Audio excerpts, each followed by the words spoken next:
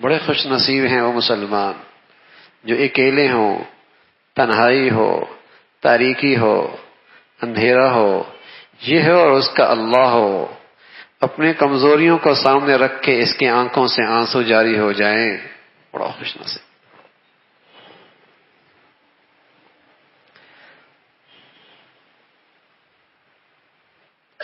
آدمی نہ جانے کن کن وجوہات سے روتا ہے، لیکن وہ آنسو جو اللہ کے خوف سے نکل آئے وہ بڑا قیمتی ہے، بڑا قیمتی ہے۔ اللہ کے خوف، تنہا، اکیلا، مجمع میں بس اوقات لوگ آواز سے بھی آنسو نکل آتے ہیں، ارد گرد کے ماحول کے رونے کی وجہ سے بھی آنسو نکل آتے ہیں، لیکن وہ آنسو بہت معتبر ہے جو تنہائی میں، اکیلے میں اللہ کی عظمت کو، بڑائی کو سامنے رکھ کر اس کی آنکھوں سے آنسو جاری ہو جائے، وہ خالص آنکھوں۔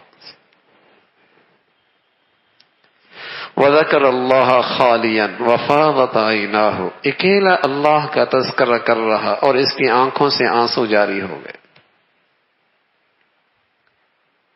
یہ ایک آنسو دل کی ساری گندگی صاف کر دیتا، صاف کر دیتا۔ خوف خدا، اللہ کا خوف۔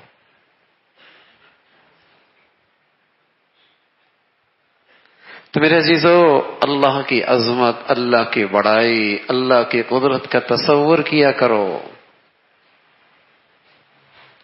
اور جو اس کے پکڑ کے نقشے دنیا میں ہیں اس سے عبرت لیا کرو، اس سے عبرت لیا کرو، تاکہ میری ذات سے کسی پہ ظلم نہ ہو، زیادتی نہ ہو۔ بس اوقات جب اللہ کے خوف اور عظمت سے دل خالی ہوتے ہیں تو آدمی ظالم بنتا ہے، سرکش بنتا ہے، دوسروں کے حقوق پامال کرتا ہے، یہ بے لگام ہو جاتا ہے۔ اور اللہ کا خوف ہو، کسی کے حق میں کوئی زیادتی ہو جائے فوراً معافی مانگنے لگتا ہے۔